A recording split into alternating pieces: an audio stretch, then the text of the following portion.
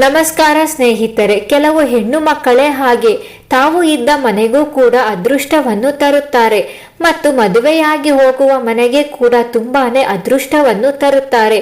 ಹೌದು, ಆ ಒಂದು ಸಾಲಿನಲ್ಲಿ ಈ ರಾಶಿಯ ಹೆಣ್ಣು ಮಕ್ಕಳು ತುಂಬಾನೇ ಅದೃಷ್ಟವಂತರು ಅಂತಾನೆ ಹೇಳಬಹುದು. ಇವರು ಮದುವೆಯಾಗಿ ಹೋಗುವ ಮನೆಗೆ ಕೂಡ ತುಂಬಾನೇ ಅದೃಷ್ಟವನ್ನು ತರುತ್ತಾರೆ. ಹೌದು, ಇವರು ಮದುವೆಯಾಗಿ ಸೊಸೆಯಾಗಿ ಹೋಗುವ ಮನೆ ತುಂಬಾನೇ ಅದೃಷ್ಟದಿಂದ ಕೂಡಿರುತ್ತದೆ. ಹಾಗಾದರೆ ಎಲ್ಲ ಅದೃಷ್ಟವನ್ನು ಕೊಡುವಂತಹ ಆ ಅದೃಷ್ಟವಂತ ರಾಶಿಗಳು ಯಾವುವು ಎಂಬುದನ್ನು ಈ ದಿನ ತಿಳಿಯೋಣ ಬನ್ನಿ. ಮೊದಲನೆಯದಾಗಿ ಮೇಷರಾಶಿ. ಮೇಷರಾಶಿ ಹುಡುಗಿಯರು ತುಂಬಾನೇ ಶ್ರೇಷ್ಠವಾದ ಮನಸ್ಸನ್ನು ಹೊಂದಿರುತ್ತಾರೆ ಮತ್ತು ಈ ಒಂದು ರಾಶಿಯ ಅಧಿಪತಿ ಮಂಗಳ. ಹಾಗೂ ಈ ರಾಶಿಗೆ ಸೇರಿದ ಹುಡುಗಿಯರು ತುಂಬಾನೇ ಮೌನವಾಗಿರುತ್ತಾರೆ.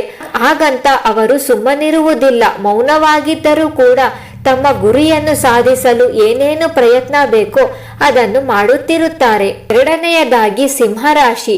ಸಿಂಹರಾಶಿಯ ಹುಡುಗಿಯರು ಕೂಡ ತುಂಬಾನೇ ನಿರ್ಭಯ. ಅವರು ಯಾವುದೇ ಒಂದು ಕೆಲಸವನ್ನು ತುಂಬಾ ಕಾತುರವಿಲ್ಲದೆ ತುಂಬಾ ನಿಧಾನವಾಗಿ ಮಾಡುತ್ತಾರೆ. ಅವರು ಮಾಡುವಂತಹ ಕೆಲಸ ತುಂಬಾನೇ ಪರ್ಫೆಕ್ಟ್ ಆಗಿರುವಂತೆ ಮಾಡುತ್ತಾರೆ ಮತ್ತು ಇವರು ನೋಡಲು ತುಂಬಾನೇ ಮುಗ್ಧರಾಗಿರುತ್ತಾರೆ.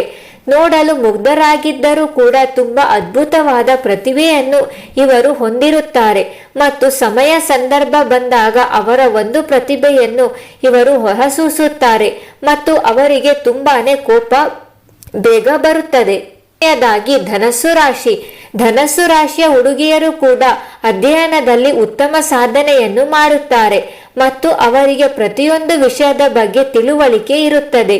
ಯಾವುದೇ ವಿಷಯದ ಬಗ್ಗೆ ಮಾತಾಡುವಾಗ ವಿಮರ್ಶೆ ಮಾಡಿಯೇ ಮಾತನಾಡುತ್ತಾರೆ ಮತ್ತು ಇವರು ಗಣಿತಶಾಸ್ತ್ರದಲ್ಲಿ ತುಂಬಾನೇ ಪ್ರವೀಣರು ಆಗಿರುತ್ತಾರೆ. ಈ ಒಂದು ರಾಶಿಯ ಅಧಿಪತಿ ಗುರು. ಆದ್ದರಿಂದ ಅವರು ಶಿಕ್ಷಣ ಕ್ಷೇತ್ರದಲ್ಲಿ ಉತ್ತಮ ಸ್ಥಾನಮಾನವನ್ನು ಕೂಡ ಪಡೆಯುತ್ತಾರೆ. ಇನ್ನು ಮಕರ ರಾಶಿ. ಮಕರ ರಾಶಿಯ ಹುಡುಗಿಯರು ಇವರ ಅಧಿಪತಿ ಶನಿ ಎಂದು ಹೇಳಬಹುದು. ಶನಿ ಗ್ರಹವು ಶ್ರಮಕ್ಕೆ ಕಾರಣವೆಂದು ಪರಿಗಣಿಸಲಾಗಿದೆ. ಹೌದು, ಹೆಚ್ಚಿನ ಯಾವುದೇ ಕೆಲಸ ಮಾಡುವಾಗ ತುಂಬಾನೇ ಶ್ರಮ ಪಟ್ಟು ಕೆಲಸವನ್ನು ಮಾಡುತ್ತಾರೆ. ಯಾವುದೇ ಕೆಲಸವನ್ನು ತರಾತುರೆಯಲ್ಲಿ ಮಾಡುವುದಿಲ್ಲ ಮತ್ತು ಇವರು ಜೀವನದಲ್ಲಿ ಅನೇಕ ಯಶಸ್ಸನ್ನು ಸಾಧಿಸುತ್ತಾರೆ. ತಮ್ಮ ಗಂಡನಿಗೆ ಅದೃಷ್ಟವನ್ನು ತರುತ್ತಾರೆ. ಸ್ನೇಹಿತರೆ, ಈ ಮಾಹಿತಿ ನಿಮಗೆ ಇಷ್ಟವಾಗಿದ್ದರೆ ಲೈಕ್ ಮಾಡಿ, ಸಬ್ಸ್ಕ್ರೈಬ್ ಮಾಡಿ ಮತ್ತು ಇದೇ ತರದ ವಿಡಿಯೋಗಳಿಗಾಗಿ ನಮ್ಮ ಚಾನೆಲ್ ಅನ್ನು ಸಬ್ಸ್ಕ್ರೈಬ್ ಮಾಡಿ. ಧನ್ಯವಾದಗಳು.